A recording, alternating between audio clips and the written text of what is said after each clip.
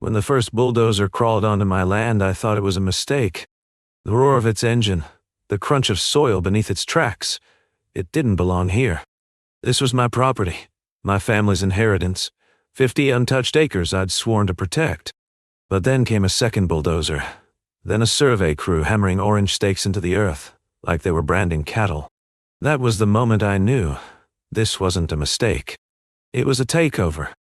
The so-called neighborhood board had been circling me for years, pressuring me with offers, warnings, and thinly veiled threats. They wanted my land because it sat on the perfect ridge, high, scenic, and right above the man-made lake. They talked about community growth and property value expansion, but I knew what they really saw: profit. And when I refused to sell, they decided to take it anyway. I remember storming into their office, a sterile little building with glossy brochures on the walls, showing families smiling in front of cookie-cutter homes. Behind the desk sat Marjorie Kemp, the board president, with her signature red lipstick and eyes that never blinked long enough to feel human. I slapped down my deed, the original paperwork with my father's name still inked at the bottom. "This is my land," I said. "You don't have the right."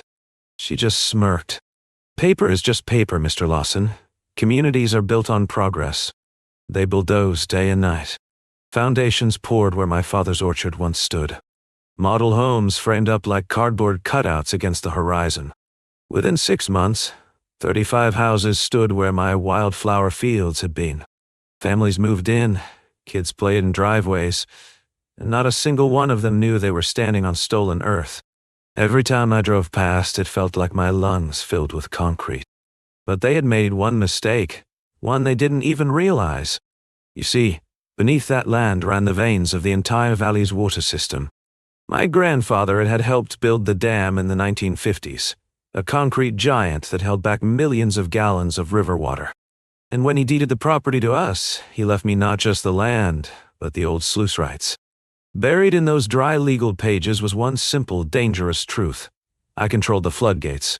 They might have stolen my soil, but the water was mine. The first time I walked back up to the dam after the houses were built, it was twilight. The air smelled of pine and wet stone. The massive steel gates loomed before me, rust streaking down their sides, the sound of rushing water echoing from deep within. I ran my hand along the cool railing, remembering how my father had warned me. "Never mess with the dam, son. It's not just water you're holding back, it's power." That power hummed under my fingertips, alive and waiting. I didn't open the gates that night. No. Revenge isn't taken in a single reckless breath. It's carved carefully, like a sculptor with marble. I started with research. I pulled property records, traced fraudulent permits, followed the money trail of developers tied to the board. What I found made my stomach twist. They hadn't just stolen my land. They had mortgaged it, flipped it, leveraged it into millions in loans. They were trading my family's soil like poker chips, gambling with the foundation of everything I owned. The more I dug, the angrier I got.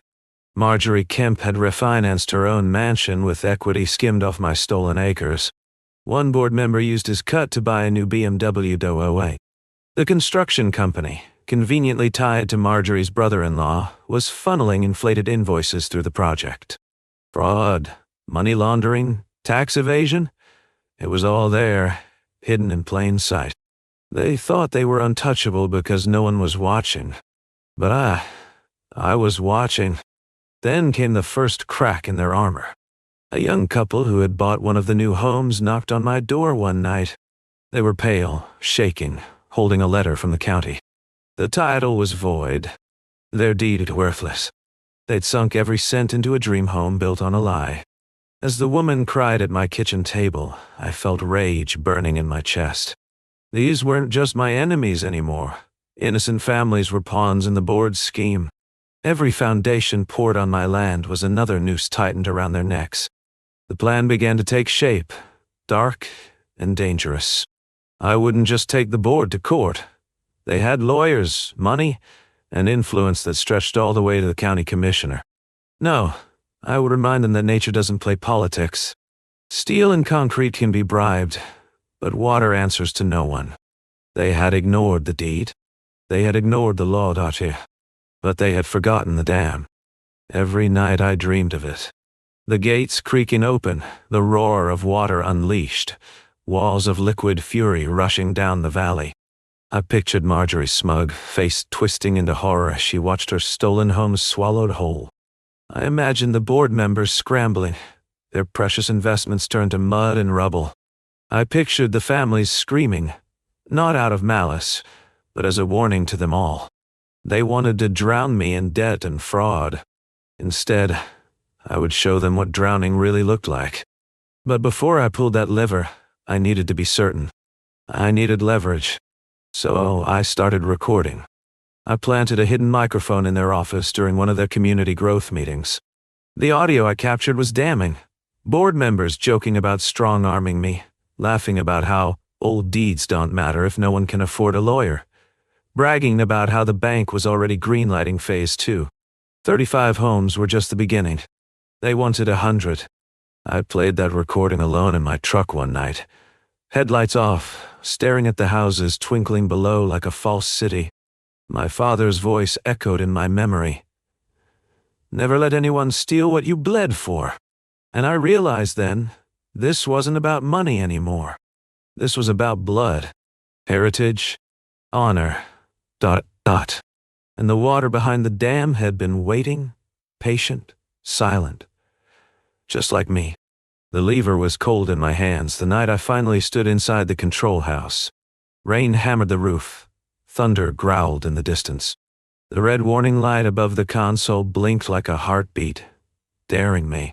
My hands trembled, but not from fear, from anticipation.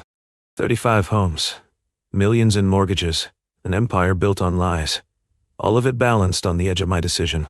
And as the storm raged outside, I leaned in close to the steel and whispered, "Let's see how well they swim." Then I pulled. The steel lever groaned as it shifted under my weight, a low grinding noise that cut through the howl of the storm. For a breathless second, nothing happened. Then the dam shuddered, a deep vibration that ran through my boots and into my bones. Somewhere far below, metal gears clanked and a hollow echo rolled through the concrete belly of the structure. I stepped back, heart hammering, and listened as the water began to stir like a beast waking from slumber. At first, it was only a hiss, the pressure of millions of gallons straining against gates that had not been moved in decades. Then came the roar. The flood burst through the opening with a violence that shook the valley. I could hear it before I could see it, the sound of liquid thunder, as if the earth itself were splitting apart. Rain blurred my vision, but through the storm I glimpsed a pale wall racing down the gorge, swallowing trees and rocks in its path. The dam had spoken. For a few moments, adrenaline drowned out everything else. I had done it. I had unleashed what they had ignored, what they had mocked. 35 houses now lay directly in the path of fury. But as the roar grew louder and the wind whipped harder, a knot of doubt tightened in my chest. This wasn't just about the board members anymore. Families lived there. Children, co. People who had no idea their homes were perched on stolen earth. Would they understand my rage, or would they only see me as a monster? I staggered back from the console, gripping the doorway as the rain lashed across my face. My phone buzzed violently in my pocket. It was an unknown number, but I already knew who it was. I swiped to answer, and Marjorie's voice cut through the static. "What the hell have you done, Lawson?" she screamed. Her usual polished tone was gone, replaced with panic. "Do you have any idea how much money you're destroying? Do you have any idea what this means?" Her words confirmed what I already knew. She wasn't worried about the families. She was worried about the mortgages, the loans, the fraudulent empire teetering on collapse. Lightning split the sky, illuminating the valley below. The water surged forward, crashing against the newly built cul-de-sacs. From where I stood, I could see headlights flicker as cars reversed frantically, families spilling out of driveways. The houses stood like fragile toys against the torrent. A roof tore free, then a fence splintered, swept away like driftwood. The sight filled me with a sick mix of triumph and guilt. This was the justice I had dreamed of, but watching it unfold in real time was something else entirely. Marjorie's voice kept rattling in my ear, shrill and desperate. "Do you understand the financial ruin you've caused? We leveraged those properties against 3 different banks. That's $75 million in loans. Do you know what you've just done to the market, to the insurers?" She was babbling now, her mask of control ripped away. For the first time, I heard fear in her. Not for lives, not for safety, but for money. That was the true heartbeat of the board. The only thing they ever cared about. I hung up without answering. Her panic was fuel. Confirmation that the dam hadn't just swallowed wood and drywall. It had swallowed their power. But I wasn't blind. I could hear sirens now, faint at first, then growing louder. Emergency services would arrive. Reporters would swarm. Questions would be asked, and answers would be demanded.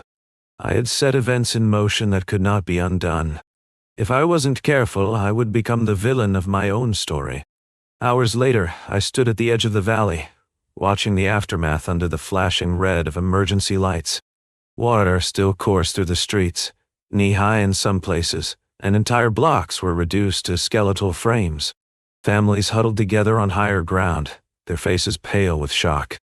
I could hear crying children, shouting men, the hum of helicopters circling overhead. It looked like a war zone. But beneath the chaos, I also saw the cracks forming, not in the concrete but in the lies the board had built. Reporters were already cornering Marjorie near the main road, microphones shoved in her face. Her red lipstick was smeared, her hair plastered to her head. She tried to spin the story, claiming this was a freak act of nature, a once-in-a-century storm. But then a county inspector stepped forward with a file in hand. I caught the words as they carried through the rain. "The land deed doesn't match. These homes were never legally zoned. Who authorized this construction?" That was the dagger. Marjorie's face blanched, and she stammered for the first time in her polished life. As I watched, I realized the flood had given me something I could never have won in court: exposure. Their empire depended on secrecy, on documents hidden in drawers and signatures buried under red tape. But water had ripped away those layers in minutes. The entire town was now staring at 35 homes that legally should not exist. The banks would demand answers. The insurers would pull coverage. The county would launch investigations. The board was cornered, and for once, it wasn't just me shouting into the void. It was everyone. Still, doubt not at me. My father's voice echoed again. "Never mess with the dam, son." The families, innocent families, were now homeless. Their investments gone, their dreams washed away. I could see them clutching bags of clothes, holding each other as rain poured down, staring at the wreckage of their lives. Was I really any better than the thieves who had stolen my land? Justice and vengeance were not the same thing, and the line between them blurred with every passing second. That night, unable to sleep, I drove back up to the dam. The control room still smelled of wet steel and rust. I sat in the dark, listening to the low hum of water rushing beneath the gates. On the console sat a thick binder of maintenance logs, untouched for years. I flipped it open and found a map of the floodplain. My blood ran cold when I realized how close I had come to catastrophe. If the storm had been worse, if the gates had opened even further, the entire town downstream would have been underwater. Hundreds of lives could have been lost.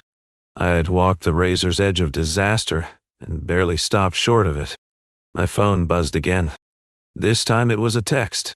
A photo, grainy and rushed, of me standing in the control room earlier that night. My stomach dropped. Someone had seen me. Someone had proof. And then the message beneath the photo appeared. "We know it was you. Meet us tomorrow, or everything goes public." The number was blocked, but the message was clear. My secret was no longer mine alone. I stared out into the night, the dam groaning around me, and realized the battle was only beginning. The board might be bleeding, but they weren't finished. They had money, influence, and now, leverage against me. I had pulled the lever once. Tomorrow, I might have to pull it again. But this time, it wouldn't just be water that came rushing down. It would be truth. The text haunted me all night. That grainy photo of me at the dam burned into my mind like a scar. Every time I closed my eyes, I saw the blinking red warning light above the console and my own silhouette framed in the doorway. Someone had been watching. Someone had proof. And now they wanted to use it against me. Sleep was impossible. By dawn, I was pacing my kitchen, the storm outside replaced by a bleak gray drizzle that made everything feel heavier. The message had been clear. Meet us tomorrow, or everything goes public. Whoever uses was, they knew exactly what they were doing. If that photo hit the press, I wouldn't just be the man who exposed corruption. I'd be the arsonist who burned down a neighborhood. The board would pounce on it, twisting the story until I was the villain who had endangered families. And maybe they wouldn't be entirely wrong. That was the part that ate at me the most. By 9 a.m., I drove to the address they had sent, an old, half-abandoned strip mall at the edge of town. The parking lot was cracked with weeds, puddles reflecting the gray sky. Most of the storefronts were boarded up, but one still had a flickering neon sign, rentals available. I parked and sat for a long moment, fingers drumming on the steering wheel. This was a trap. I knew it. But ignoring it wasn't an option. They had the photo. They had me cornered. Inside, the place reeked of dust and mildew. A single light bulb swung from the ceiling, casting harsh shadows. At the far end of the room, two men stood in suits that looked just a little too expensive for this town. Their shoes gleamed. Their watches caught the light. But their faces, they weren't law enforcement, no matter how badly they wanted to project authority. One of them raised a phone, the screen glowing with my photo. "Mr. Lawson," he said, his voice slick as oil. "We need to talk about water." I didn't answer. I just stared, memorizing their features. Sharp jawlines, manicured haircuts. The kind of men who spent more time in boardrooms than anywhere near real work. The second man spoke, his smile thin. "You made quite the splash last night. 35 homes ruined, millions in property damage. The banks are furious, the insurers are scrambling, and the county is breathing down our necks. But lucky for you, we don't want this going public." He tapped the photo. "We want you to work with us instead." The audacity made my stomach turn. Work with them? After they had stolen my land, destroyed my inheritance, leveraged my soil into fraudulent empires? My fists clenched. "You people built on lies," I spat. "Families are homeless because of you." The first man chuckled, low and mocking. "Families? Don't kid yourself. They're collateral. This isn't about them. It's about liquidity. Debt, assets, equity. The flood didn't just wash away houses. It washed away the shield we had with the banks. And unless you want to take the fall, you're going to help us build it back." They slid a folder across a dusty table toward me. Inside were papers stamped with county seals, legal jargon spilling across the pages. At the bottom, my name typed neatly in black. A confession. A full admission that I had tampered with the dam, destroyed private property, endangered lives. All they needed was my signature. "Sign this," the second man said, "and we control the narrative. We'll spin you as the reckless landowner who snapped under pressure. You'll take the heat, but in exchange, we make sure you don't see prison. More importantly, we keep the market intact." I stared at the papers, bile rising in my throat. They wanted me to destroy myself to protect their empire. But as I flipped through the folder, something caught my eye. A series of loan documents, embedded in the stack, with names I recognized, banks, shell companies, even offshore accounts. Sloppy.co. They hadn't hidden their tracks as carefully as they thought. And now, staring me in the face, was proof of their laundering scheme. My heart pounded as I realized this was leverage. Real leverage. I closed the folder slowly and met their eyes. "You think you own me," I said, keeping my voice steady. "But you've just handed me the rope to hang you with." The first man's smile faltered, just slightly. The second narrowed his eyes. "Careful, Lawson. We know you. You're sentimental. You don't want blood on your hands. But accidents happen. Cars skid off roads. Houses catch fire. You pull the damn lever again, maybe people don't get out in time. Do you really want that?" His words dripped with threat, and I knew he wasn't bluffing. I left the meeting without signing. My hands shook as I gripped the steering wheel, the folder heavy on the seat beside me. I knew they'd come for it. They'd send men, maybe worse. But I couldn't destroy it, not when it held the proof of everything they'd done. For the first time, I had more than rage and suspicion. I had evidence, and if I played it right, it could bury them. That night, I spread the documents across my kitchen table. Bank transfers, fraudulent permits, offshore accounts linked to Marjorie herself. Every page was a nail in their coffin. But the longer I stared, the more one thought gnawed at me. These weren't just numbers. These were the stolen lives of every family who had bought one of those homes. Their savings funneled into private jets and beach houses. Their trust betrayed so the board could swim in money. I felt the anger rise again, hotter than before. The dam had destroyed their houses. Now it was time to destroy their empire. But just as that fire surged in me, headlights flared outside my window. A car idled on the dirt road, its engine low and steady. Too steady. I killed the lights in my kitchen and ducked behind the curtain. Through the rain-streaked glass, I saw the silhouette of a man step out. Tall, broad-shouldered, moving with a precision that told me he wasn't some curious neighbor. He was hunting. And then came the sound. Footsteps on gravel, approaching my front door. The knock was deliberate. 3 sharp raps that echoed through the house. I didn't move. I didn't breathe. The documents still lay scattered across my table, incriminating enough to sign my death warrant if they got into the wrong hands. The knock came again, harder this time. "Mr. Lawson," a voice called, low and commanding. "We need to finish our conversation." It wasn't a request. It was an order. My heart thundered as I realized they hadn't come to negotiate. They had come to erase me. I backed away slowly, my hand brushing against the shotgun my father had kept mounted on the wall. The cold steel felt foreign in my grip, but necessary. The third knock rattled the door on its hinges.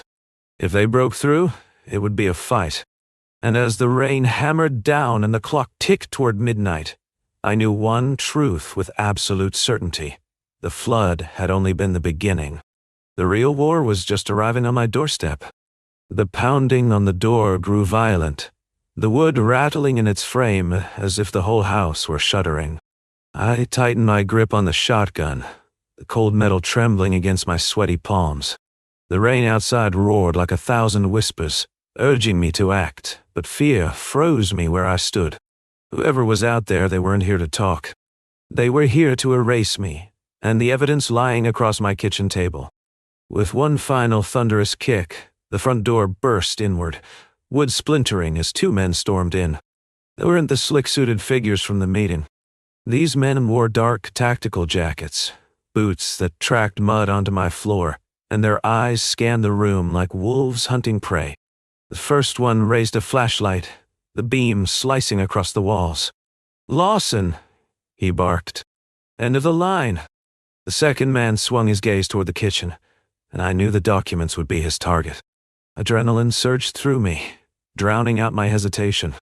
I stepped from the shadows, leveling the shotgun. "Don't move," I shouted, my voice cracking but louder than I expected. The men froze for a heartbeat, sizing me up, then smirked as if I were some pathetic animal trying to bare its teeth. "Put it down, old man," one sneered. "You don't want to do this." "Old man." The words stabbed deep. They thought I was weak, finished, a relic to be brushed aside. Rage steadied my hands. The standoff hung in the air like electricity. Then, with terrifying speed, the first man lunged. Instinct took over. I pulled the trigger. The blast thundered through the house, deafening, the recoil slamming into my shoulder. The man crumpled to the floor, his flashlight spinning across the room, scattering wild beams of light against the ceiling. The second man roared, diving for cover behind the counter. My ears rang, my chest heaved. The line had been crossed. There was no going back. Bullets ripped through the kitchen walls as the second man opened fire with a pistol. Splinters rained down as I crawled toward the fallen flashlight, gripping the shotgun tighter. Each shot was a reminder. These weren't just enforcers, they were executioners sent by the board to silence me. I rolled behind the couch as another round shattered a picture frame on the wall. My mother's photo fell, glass shattering across the hardwood. The sight fueled me. They weren't just stealing my land, they were desecrating my life. In a desperate move, I threw the flashlight across the room. The beam clattered against the far wall, drawing the shooter's attention. In that split second, I lunged from cover and fired again. The blast caught him in the shoulder, spinning him backward. He screamed, his gun clattering to the floor. I charged forward, pinning him down as he writhed, blood soaking through his jacket. My shotgun hovered inches from his face. "Who sent you?" I roared. "Say it." His jaw clenched, eyes burning with defiance. He spat blood on my floor instead of answering. I could have ended him right there. But something in his silence told me what I already knew. The board. They had their hands in everything. They didn't just steal my land. They controlled men willing to kill for them. I shoved him aside, kicking his pistol out of reach, and rushed to gather the documents still spread across the table. My hands shook as I stuffed them into a duffel bag, every page like a shard of glass against my conscience. They had invaded my home. They had spilled blood on my floor. And they would come again. As I zipped the bag, a groan rose behind me. The man I had shot in the shoulder was dragging himself toward the door, leaving a crimson trail. He clutched a radio in his uninjured hand, his voice hoarse. "Target secure. Bring backup." My blood ran cold. Backup. More were coming. This wasn't just a scare tactic. They had launched a full operation. I grabbed the keys from the counter, slung the duffel over my shoulder, and bolted out the back door into the rain-soaked night. The storm had turned the ground to sludge, every step a fight as I sprinted toward the old barn my father had built decades ago. My chest burned, lungs searing, but I didn't stop.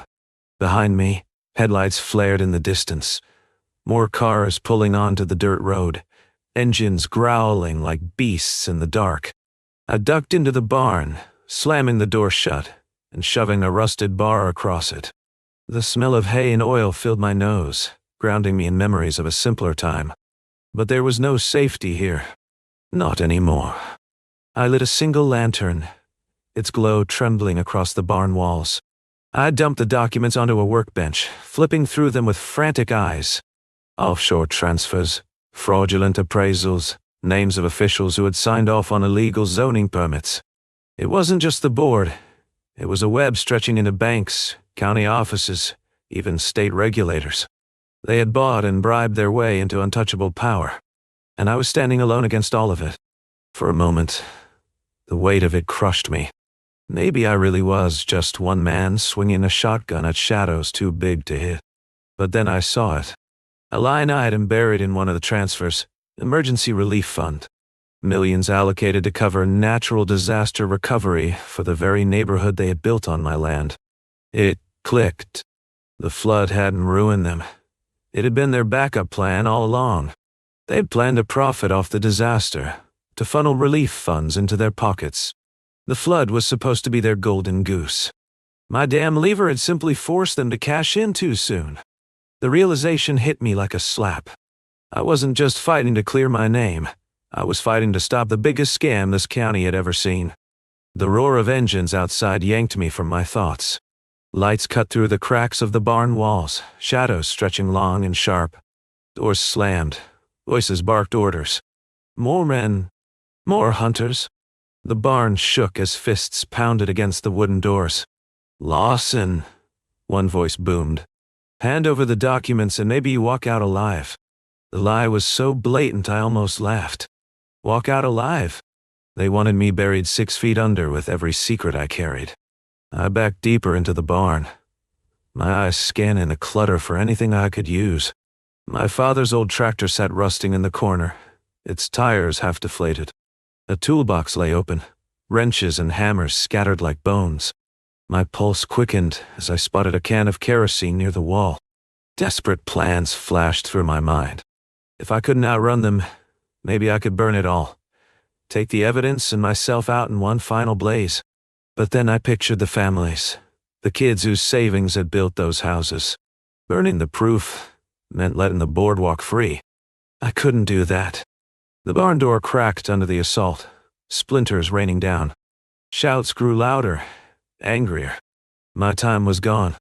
I grabbed the duffel, slung it over my shoulder again, and climbed into the loft above. My heart hammered as the door finally gave way, and the men stormed in, flashlights cutting through the shadows. From above, I watched them spread out, boots echoing on the wooden floor. I clutched my shotgun, finger hovering on the trigger. One wrong move, and this place would become a blood-soaked tomb. But as I crouched in the loft, one of the men below raised his radio. "We've got him pinned. Secure the perimeter. No one leaves. No one leaves." My chest tightened as I realized the trap was complete. They weren't just hunting me. They were encircling me, cutting off every escape. And as the rain poured down outside and the barn filled with predators, I knew the next move had to be mine, or it would be my last. From the loft, I could hear every breath, every scrape of boots across the barn floor. My pulse roared louder than the rain outside, but I forced myself to stay still. If I moved too soon, they'd gun me down before I reached the ground. My fingers curled tighter around the shotgun's grip, my knuckles white. The duffel bag pressed against my side, its weight both a burden and the only thing keeping me alive. Proof. Hard, irrefutable proof that these men, and the board behind them, had turned my land into their gold mine of fraud. Below, one of the men kicked over a workbench, scattering tools across the concrete. Another shouted, "Check the loft!" My chest constricted. Time ran like water through a sieve. I scanned the shadows, looking for anything that could turn the tide. My eyes landed on the pulley system my father had once used to haul hay bales up here. A thick rope, worn but sturdy, dangled near my boot. And right beside it, a rusted hook still connected to a beam. A desperate plan formed in my head. I looped the duffel's strap around the hook, lowering it slowly until it dangled just above the men's heads. Then, with one sharp tug, I let it drop. The bag hit the floor with a heavy thud, spilling papers across the barn. The men swarmed, grabbing at the documents, barking orders into radios. Their greed was instinctual. They couldn't resist touching the evidence, as if controlling the paper itself meant controlling the scheme. That distraction was my chance. I swung down from the loft, boots slamming into the nearest man. He toppled, his rifle clattering away as I brought the shotgun's butt into his jaw. Another turn, shouting, but I was already moving, shoving past him toward the door. My chest burned with every breath, every muscle screaming. But I couldn't stop. The storm outside beckoned, cold and furious, my only shield. Shots cracked behind me, bullets tearing through wood and hay, but I threw myself into the mud-soaked night. The rain hit me like icy nails, blinding, relentless. Headlights cut through the storm from the vehicles encircling the barn, beams swinging like the eyes of predators. Shouts rose, orders barked, but I sprinted toward the tree line, mud sucking at my boots. A round hissed past my ear, close enough that I felt the heat. My legs pumped harder, every stride a gamble. If I tripped, if I faltered, I'd be face down and in the dirt. Another ghost swallowed by the board's machine. Branches whipped at my face as I plunged into the woods, the darkness closing in. My breaths came ragged, throat raw, but I forced myself to keep moving. Behind me, flashlights bobbed like fireflies, voices crashing through the storm. They were closing in.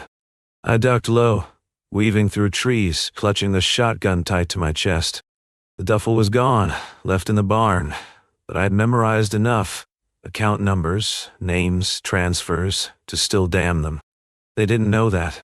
They thought the bag was everything. That was my one advantage. After what felt like hours but could only have been minutes, the glow of a farmhouse appeared through the trees. My heart leapt. It wasn't mine.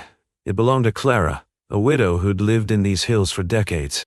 She didn't deserve to be dragged into this, but I had no choice. I staggered onto her porch, pounding on the door with the last of my strength. "Clara, it's me. Open up." The door cracked open. her lined face pale in the lantern light. "Lawson, what in God's name?" "No time," I rasped. "They're coming." She pulled me inside, bolting the door. The warmth of her wood stove clashed with the cold storm soaking my clothes. I collapsed onto the rug, gasping. Clara hovered, fear etched into her face. "What have you gotten yourself into?" she whispered. I didn't answer with words. Instead, I scrawled names and figures onto the back of one of her old envelopes, everything I had memorized from the documents. Offshore accounts, fake zoning permits, relief fund diversions. Her hands shook as she read. "Dear Lord, you need to take this to the sheriff." I laughed bitterly, the sound hollow. The sheriff's in their pocket. So is the county clerk. Maybe even the judge. The whole system's rotted through. Clara's eyes widened, but she didn't argue. She knew I wasn't a liar. She'd seen enough in her years to know corruption when it reeked in front of her. "Then what's your plan?" she asked. I looked up, meeting her eyes. Not just to expose them, to ruin them. Before I could explain, the sound of engines cut through the storm again. Clara froze, her hand flying to her mouth. They had found me. Lights swept across her windows, beams cutting into her home like knives. My chest clenched. I couldn't drag her into this. I stood, forcing myself to move despite the fire in my muscles. "Clara, listen to me. If I don't make it out, get this envelope to the local paper. Don't trust anyone else." She gripped my hand, tears in her eyes. "Lawson, you can't." "I have to." The back door shattered under a boot, men flooding in like shadows. I raised the shotgun, firing, the blast echoing through the small house. One fell, another ducked behind the stove. Clara screamed, ducking for cover. I grabbed a lantern and hurled it across the room. It smashed against the wall, flames licking upward, smoke filling the air. Chaos exploded inside the farmhouse as fire and gunfire mixed. I bolted for the front door, kicking it open, sprinting into the storm once more. This time, I didn't run aimlessly. My path cut straight toward the old dam, the place where it had all begun. The board had thought I'd played my only card when I opened the gates the first time, but they didn't know the dam's secrets like I did. My father had built it with redundancies, hidden flood channels, levers they never discovered when they stole my land. I could unleash a second flood, one aimed directly at their half-built developments, their private vaults, their very foundation. The storm raged as I clambered up the slippery embankment, mud dragging me down. The flashlights behind me closed in, shouts cutting through the rain. But I pressed on, crawling, clawing, dragging myself toward the rusted control wheel. My hands wrapped around the cold, wet iron muscles, screaming as I heaved. The wheel groaned, unmoved for decades, but I pulled with everything I had left. The shouts grew louder, closer. A spotlight pinned me, blinding, and a voice roared, "Don't do it!" I looked back, squinting through the rain. Dozens of them stood there, weapons raised, faces twisted with fury.